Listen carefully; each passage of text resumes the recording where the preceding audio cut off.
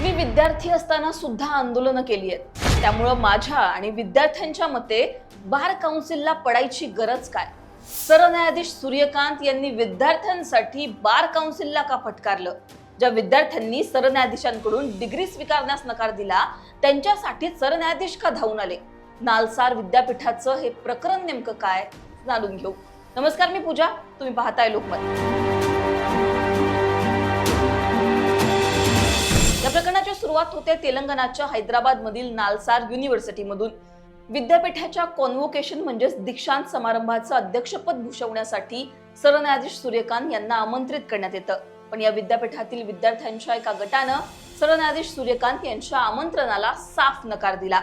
सरन्यायाधीशांनी तरुणांना झुरळ म्हटलं, दिल्लीतील आंदोलनातील व्हिडिओ पाहायला वेळ नाही असंही विधान केलं. त्यामुळं आम्ही आमच्या महत्वाच्या पदव्या त्यांच्याकडून स्वीकारू शकत नाही, आम्हाला ते योग्य वाटत नाही असं म्हणत या विद्यापीठाच्या प्रशासनाला विद्यार्थ्यांनी थेट पत्र लिहिलं आणि सरन्यायाधीशांविषयीचा राग व्यक्त केला.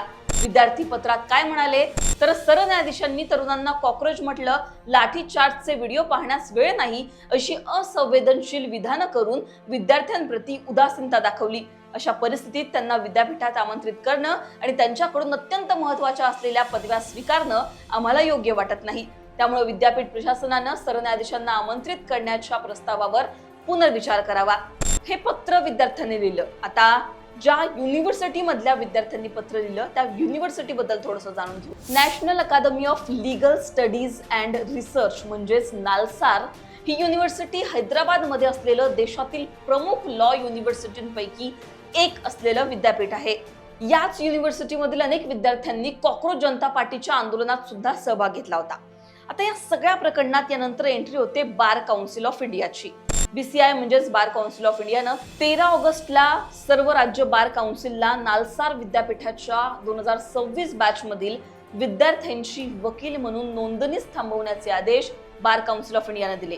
याचबरोबर विद्यापीठाच्या कुलगुरूंकडून सुद्धा या मोहिमेला विरोध करणाऱ्या विद्यार्थ्यांसंदर्भातचा अहवाल बार काउन्सिल ऑफ इंडियानं मागवला. हे आदेश जेव्हा बार काउन्सिल ऑफ इंडियानं जारी केले त्यानंतर त्यांना मोठ्या प्रमाणात विरोधाला सामोरं जावं लागलं आणि याच नंतर हा जो आदेश आहे हा मागे घ्यावा लागला बार काउन्सिलला.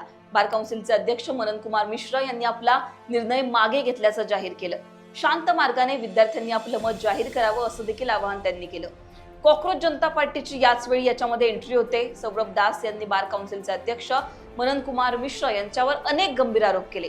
सुप्रीम कोर्ट बार असोसिएशनचे अध्यक्ष विकास सिंग यांची सुद्धा यात एंट्री होते. ते बार काउन्सिल ऑफ इंडियाच्या या आदेशावर टीका करतात. या सगळ्या मोठ्या टीकेनंतर सरन्यायाधीश सूर्यकांत या संदर्भात टिप्पणी करतात. या संदर्भात बार काउन्सिल ऑफ इंडियाला फटकारतात, त्यांच्यावर ताशेरे ओढतात. या सगळ्या प्रकरणावरून सरन्यायाधीश सूर्यकांत यांनी बार काउन्सिल ऑफ इंडियाला नेमकं कसं फटकारलं ते सुद्धा बघा. सरन्यायाधीश काय म्हणाले तर नालसार विद्यापीठातील विद्यार्थ्यांनी मला पत्र लिहिलं, त्यांना शांततेत आंदोलन करण्याचा अधिकार आहे. बार काउन्सिल कडून कोणत्याही आदेशाची अपेक्षा नव्हती. माझ्या आणि विद्यार्थ्यांच्या मध्ये बार काउन्सिलला पडायची काय गरज? आक्षेप घेणारं BCI कोण आहे? मी विद्यार्थी असताना सुद्धा मी आंदोलनं केली आहेत. विद्यार्थ्यांना आंदोलन करण्याचा अधिकार आहे असं म्हणत सरन्यायाधीश सूर्यकांत यांनी विद्यार्थ्यांची बाजू घेतली आणि बार काउन्सिल ऑफ इंडियाला चांगलंच फटकारलं. त्याच्यामुळे देशभरात सध्या सरन्यायाधीशांच्या या विधानाची तर चर्चा आहेच, पण नालसार विद्यापीठ सुद्धा या सगळ्यानंतर पुन्हा एकदा चर्चेत आलंय. नालसार विद्यापीठातील विद्यार्थ्यांनी अशा प्रकारे कॉक्रोच जनता पार्टीच्या आंदोलनानंतर सरन्यायाधीशांनी ज्या प्रकारे विधानं केली आणि त्यावरूनच आक्षेप नोंदवला आणि आम्ही त्यांच्याकडून डिग्री स्वीकारणार नाही असं म्हटलं.